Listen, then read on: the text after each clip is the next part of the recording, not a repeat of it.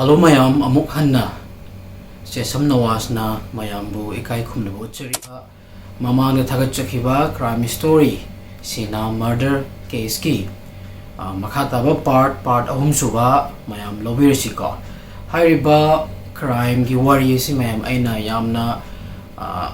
sang na part anikak hap ke na khanjaramani adu wari si yam sangman badagi part mari thoke haina khanjare aduga part ani madi mama na thagat chakre Sheena Ahum Chupna Lotlaga mayam gi comment kayam fangjai ko mayam gi pukning pe na ba makhataba video singdai hona jage hojik makidi mayam na heavy riba mayam do matu ikodong jaba leijadri ko masigi demo mayam na waro biroi wari da mayam mai onsoles ukhiba sahi kaya se Indrani na magi Guwahati da lehori ba pasida kaim to pau forum de aduga somdana Indrani hi mama pa na maki machanupi se yamna paisa paiba businessman amaga punna photo kaminaraga yaurokpasi ubada machanupi asi mai pakpa nupi ama oiraba male haina khalami maram sidagi makoina mangonda chithi ama tharaga Sheena amadi Mikhail gi makhata na lek tamthanabagi damakta paisa gi mateng nirame ka matang gi matungina Mikhail amadi Sheena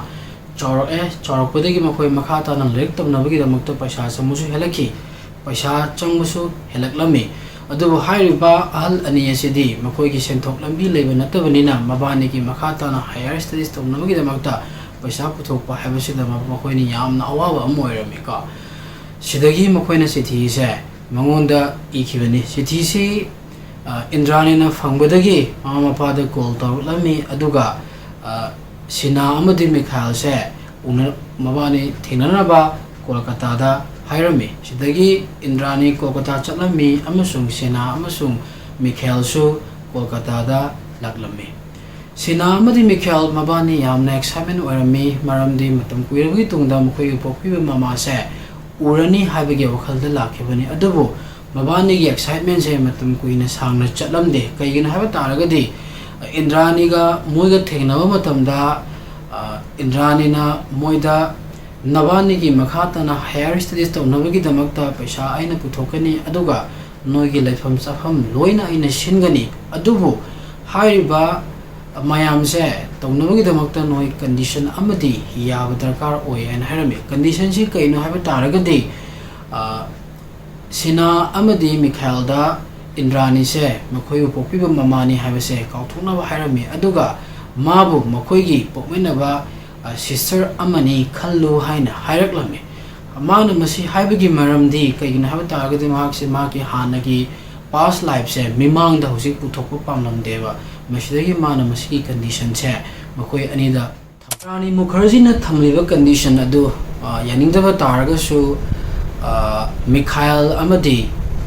Sheena makhata na higher studies tawo pamba aduga Guwahati da lehoriba mathau mapuna mabani gi financial support toba ngamoidaba maram oirga mabani yaba taramki masidagi Indrani Mukherjee na mabani bu 2005 ta Guwahati dagi Mumbai da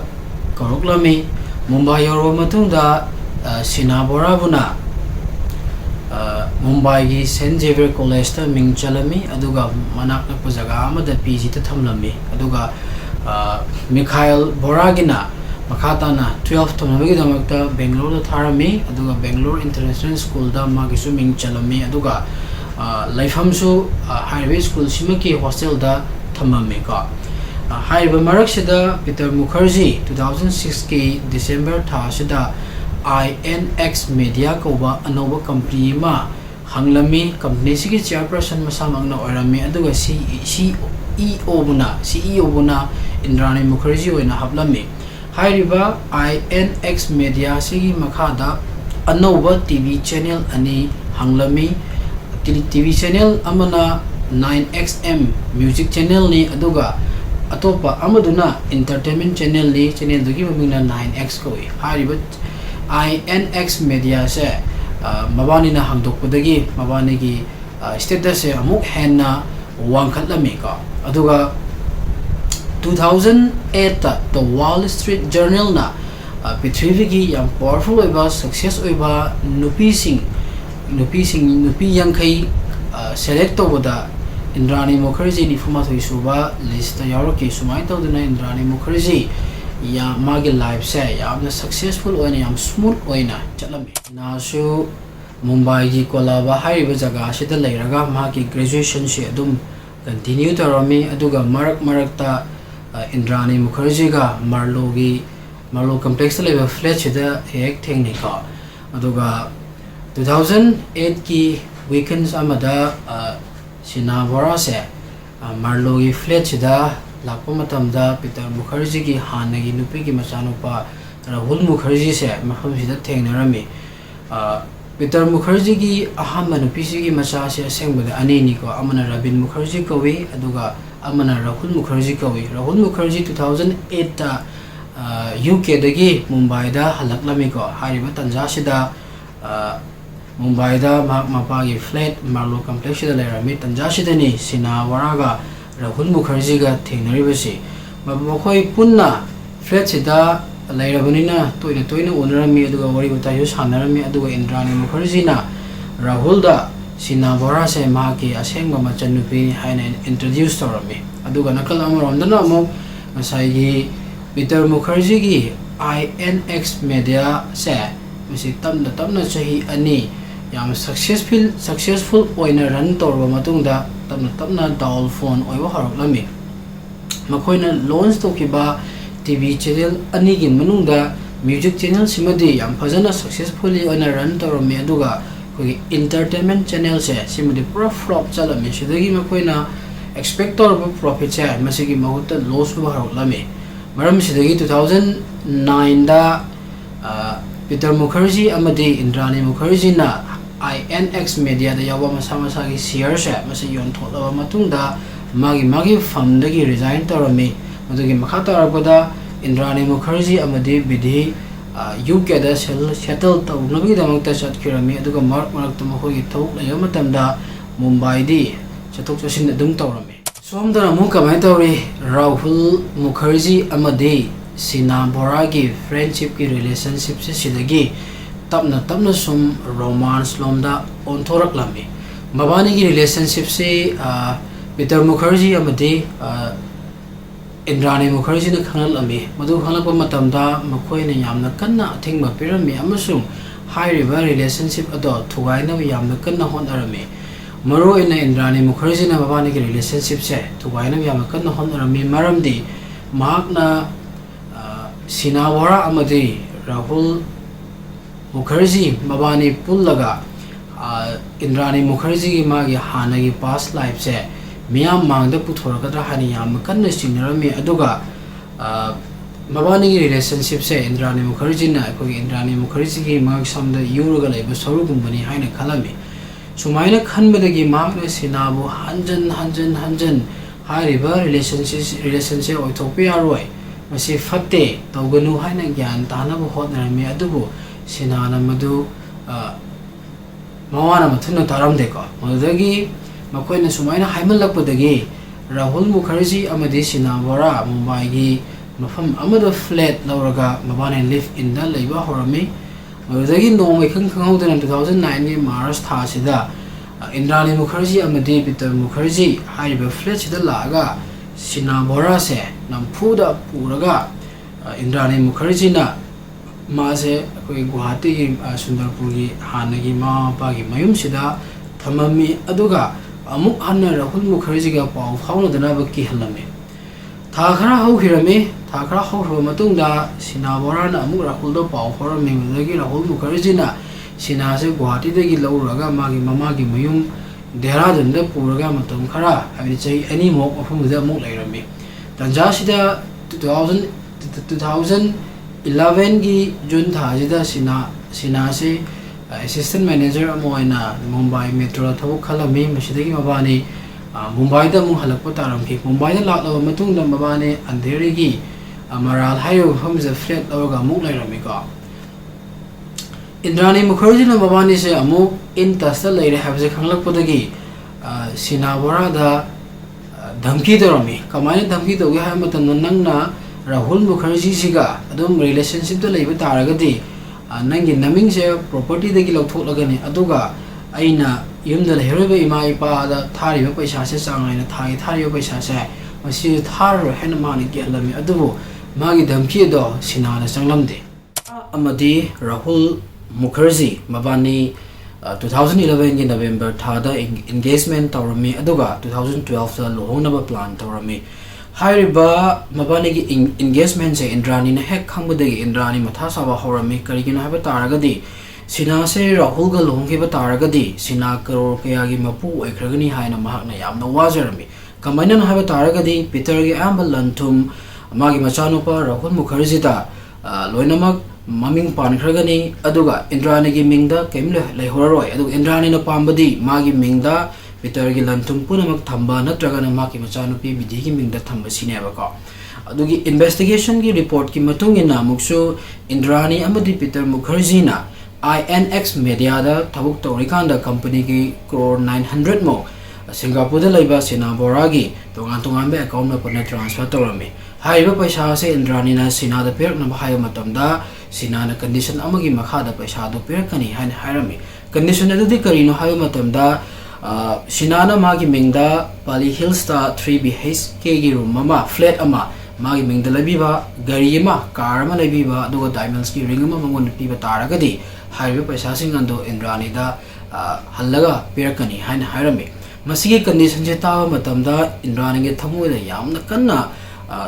nuairamde yam kanna sauramika adubu mak mapan thongde ulamde aduga hariba condition je hak thmakpadagi Indrani na magi wakhanna khanba hawasi Sheena se matam chupagi oina maki lambi dagi lokthokina plan to horami masigi damakta mak murder plan ama tawnamagi damakta plan yappa horami hariba plan se mane UK da lairikanda manu tawbanika aduga Sheena hatpagi case da Sanjeev Khanna magi ex husband Sanjeev Khanna si Matw Karmna involved to hige to honge habe taragadi magna ahan bada Sanjeev Khanna si hairiba plan se da yaw taragadi maki machanupi bidhi gi mingda Peter gi lanthum punamak ming pangeni aduga bidhi ase matam khara Sanjeev Khanna ga leinabagi damakta Kolkata da tharakan han harami Sanjeev Khanna maki machanupi bidhi bu yamna ka haina nungsirami Sanjeev Khanna amadi Indrani Mukherjee divorce to matungda Indrani da bidhiga unanabagi damakta hanjan hairami adubu Indrani na madu yaramde Indrani gi proposal asi lakuma tamda Sanjeev Khanna maki machanupi bu unaba fangani amadi mahakal matam khara laiminaba fangani khanbadagi Indrani gi proposal asi mahakna yarami asum tawduna Sanjeev Khanna Sheena murder case ta involved torami aduga Indrani na magi driver Sambarai budi pala manga pigani highway ki bahana da yaholamika aduga Indrani na amuk Sanjeev Khanna gi through the emergency da use to nabagi damakta Kolkata dagi nongmai ama country map pistol ama aduga life cartridge nongmai maru ahum amusu order torami haribo order partial adu Sanjeev Sambarai bu receive tonaba aduga maki manakta thamnaba hairamika aduga mokhoi plan se yam fazana smoothly oina pangthokna bagi damakta Sambarai driver sida gari ama wire na bagi damakta su hairame aduga mokhoi khwaidagi maru oiba plan ama de karino ha matamda mokhoina fix tawriba jaga sida Matw Karmna Sheena se lakhangadagi haiba sinema ko masigi damakta su Indrani already plan to loikre Rahul Mukherjee ga Sheena ga hek khangnaba hobudagi Indrani sawbudagi mabani ka hena pau fauna de adubu Indrani na Sheena se hat anaba plan to hek hobudagidi Indrani amadi Sheena toina nungsina wari Sheena da toina wari sabiba toina pau faunaba hawrami sumai tawdana 2012 ke April ki tang mari da Indrani Mukherjee na UK dagi Mumbai da with mangani gi lakuma tamdasu Sheena bu Bandra da laiba 5-star hotel da Hotel Taj Land End puraga dina tawrami aduga nungsinu shiba wari kayam sarami aduga ma amuk UK da halamika agi thajabasu fange aduga amagbu murder tawrabagi plan su pulap complete oire hairaba matung murder tawdaba nomo wali kan habadi April ki tang kulhumdoi 2012 ta Indrani UK dagi Mumbai da laklami mahang na Mumbai da hek yawraba matung da mahang ahan ba tawbase magi driver Sambarai ga Sheena gi asiba haksang asi dispose to naba finalize to nabagi damakta Raigar district ta chalami adugi makoina jaga do finalize tornaba matung moi amuk Mumbai da halaklami Mumbai da halaklaba matungda plan gi matungina Indrani na nupa gi shoes pair ani aduga nupa gi shoes pair ma lairami adugi matungda amuk lambi da beer shop tagi whiskey bottle ama aduga vodka bottle ama adu ising bottle ama amuk lairami aduga hairiba bottle ahum maksida unconscious oina hidak already mix makoina tawraga thamame aduga amuk petrol hapnabagi damakta market tagi 20 liter gi can ama lairami aduga amuk bag asoba amusu lairami ka sumaina plan se pulap yatlaba matungda mathangi numit 24 April 2012 ta Sheena gi engagement gift pinabagi damakta Sheena bu Amerson showroom gi manakta kaurami masigi damak Sheena su haiba numit simakta da ma ki thok mafam dagi pung ahum makhai sida half day leave lauraga ma ki Mumbai laiba flat anderi sida halaklami aduga ready toro matungda ma ki fiancé Rahul Mukherjee gi loinana Bandra gi damakta mafam jagi laklami ko numit simakta da Indrani na magi ex husband Sanjeev Khana Kolkata dagi already Mumbai da kauraga makoina punna lairabani aduga makoi ahum haibadi Indrani Mukherjee Sanjeev Khana amadi Syamba Rai makoi ahum Amerson showroom gi manakta ngaidrun lairami numidang wairam gi pung 3:04 adwaida Rahul Mukherjee na maki nupi oidoriba Sheena Bora se from the drop tor maga ma amuk makoi gi anderi gi flat ta amuk ma hankhirami masigi makha taba wari di mayam Sheena Bora murder case ki first part to madu oidoine ba ka first part 1 to adu oidoine Sheena Hatlaba matungda makoi gari ado hotel am thori kan tanja sida Indrani gi phone da Mikhail gi phone laklami aduga hairami aishu hojik Mumbai airport yaure muda Indrani na taxi ma wairaga marlogi flat ta chalamo aishu pung ani ahungi matungda di flat da laklagani hairami asengbadi numit tumakta da Indrani na Mikhail busu Guwahati dagi kaurami ma ki second target che Mikhail ni Indrani hatlaba matungda Mikhail zu hat pagi plan ni aduga asengbadi Indrani na magi tungi punsida kariguma amata apal laitana ba Sheena amadi Mikhail masin mana ani she pulap magi lambi dagi manghan ki basini magi plan dika sumai tawdana marlo gi flat ta Mikhail Mumbai dagi taxi ma waira gi roklami aduga Indrani su Sheena gi asiba hakchang do bag ta hapselaga mohoi garage ta thamaga numidangi pung 10 ga minute 35 adwaida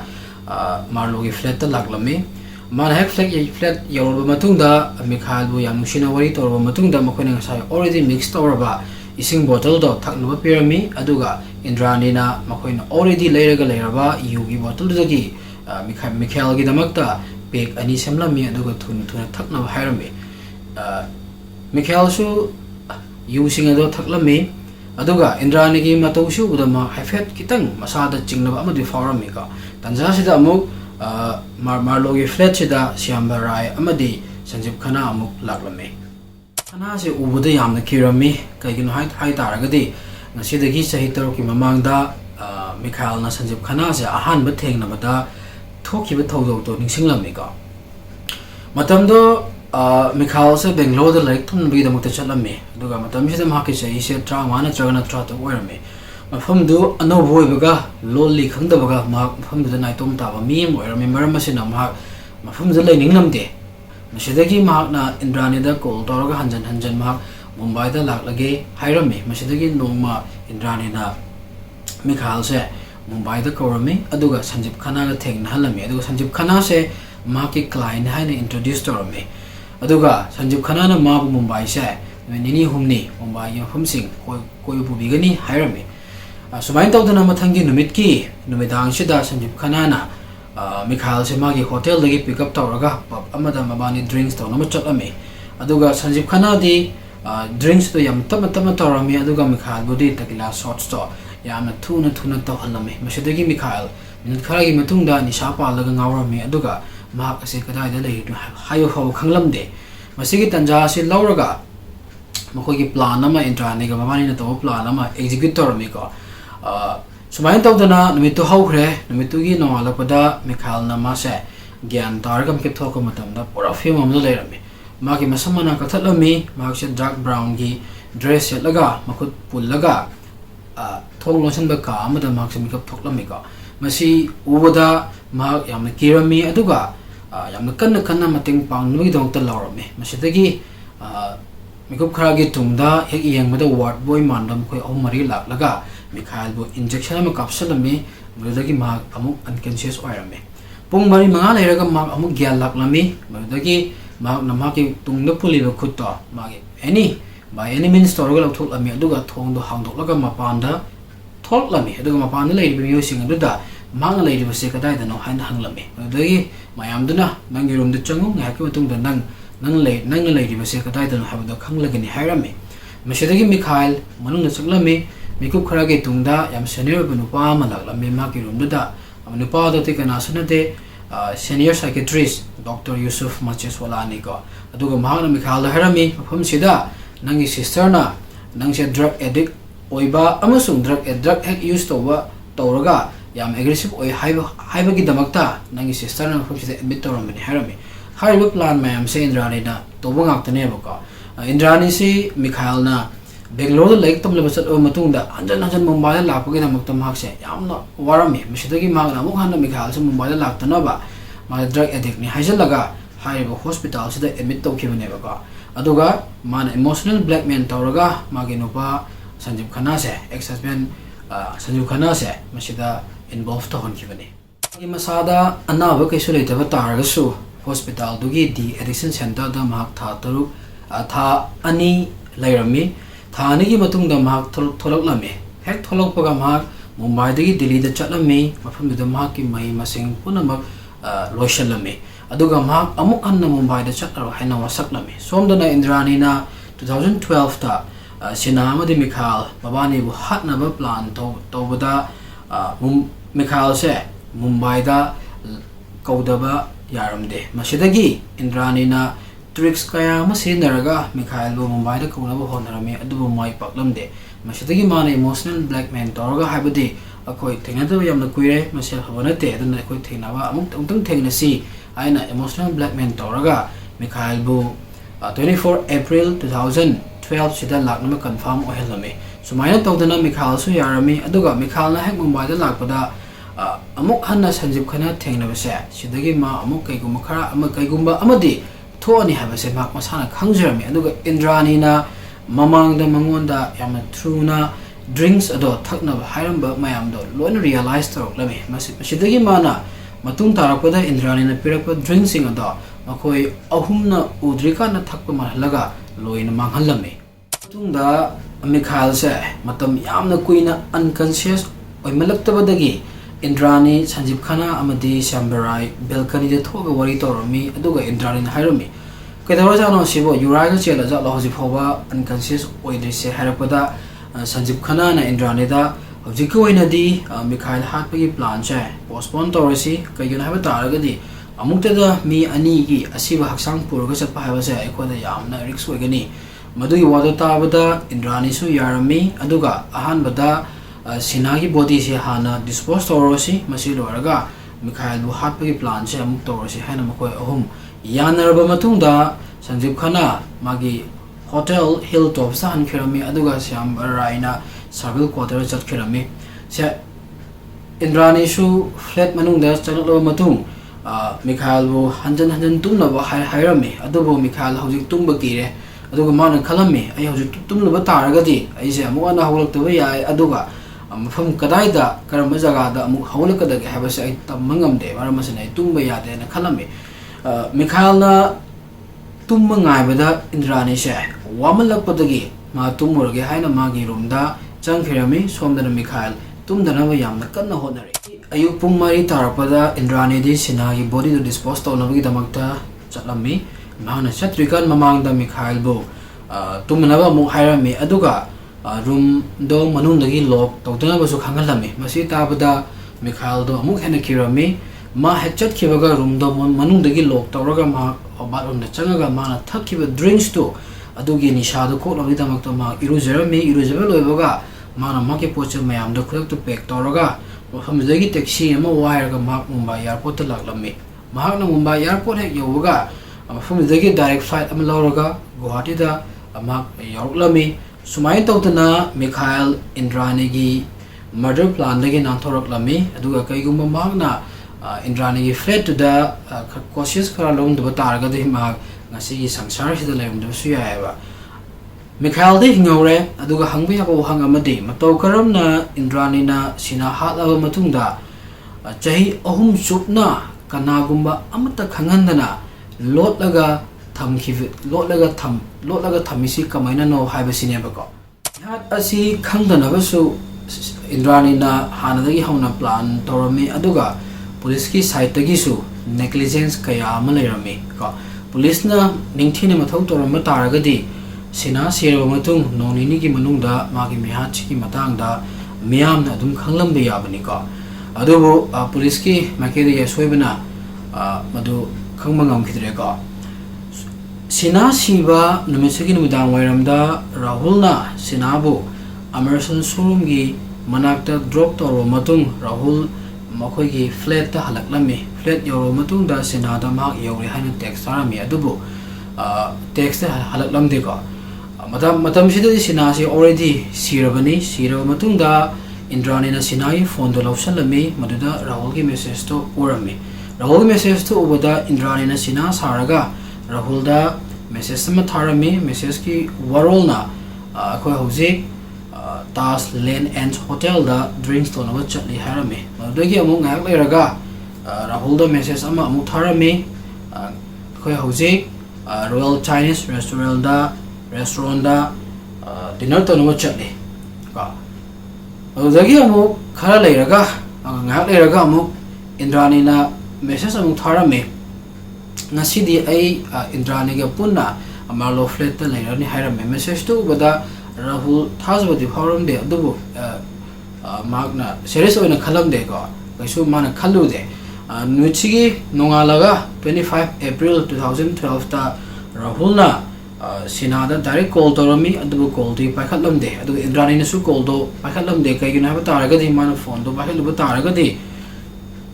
Rahul Mai Conjel do Kankragani have the Mana call do Pyram de Bako Adu Eragama Message Tarami Rahul da message ki warol na pungani ahongi matung da impham do yorni harami aduga mu Indrani na Sheena gi phone number dagi pungkhai muk leiraga message mo tharami Rahul da ko Rahul na message to ubuda pura ngawrami ko aduga message ki warol di ai hauji nupa ma thenare nupa se aina yamna nungsi ko makhata na magale minaba pame I'm sorry haglami message to ubuda Rahul Thazaram deva aduna Sheena da call tarulami ko call tarulasu call di paikhalam de somadi Rahul di khangjabe nate Sheena gi phone dagi Indrani na message thari habasi ko call tawbada Sheena na hanjan paik tawsi da Rahul se yamna nungairam de aduga Rahul na Sheena se Indrani gi machanupi nate asema pokchaba masani habasi khanglami aduga Sheena amadi Indrani anigi marakta mamangda mabani gi marakta khatna chainaba ka aduga marai tawnaba mayam ori loina khanglami sidagi Rahul na Indrani na chingnaba horoklami ka aduna maram oraga Rahul direct hojikti marlo de laiba flat sida laklami mafam sida Indrani Sheena su leiramde madagi mana chingnaba faudana Sheena gi missing report tawnagi damakta Worli police station chalami